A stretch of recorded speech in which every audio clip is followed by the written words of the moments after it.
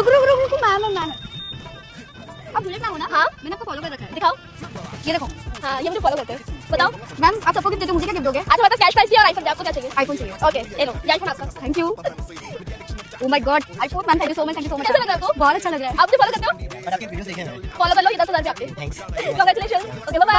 मतलब कि इंडिया में पैसा कमाना कितना आसान है कि फॉलो करने से करोड़ों रुपया मिल जाता है और सब्सक्राइब करने से माँ का लौड़ा मिल जाता है। मतलब इस लड़की के पास इतना ज़्यादा पैसा है कि घर में नहीं रख सकती है, और इसके पास आईफोन तो ऐसे यूं फेंका रहता है यूं।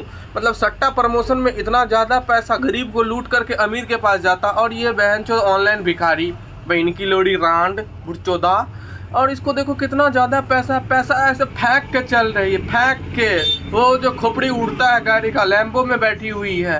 इतना ज़्यादा पैसा है कि अंधा पैसा बहन चो ऐसे लुटा रही, जो फॉलो करा उसके मुंह पे मार देती है, मुँह देती है पूरा पैसा पे।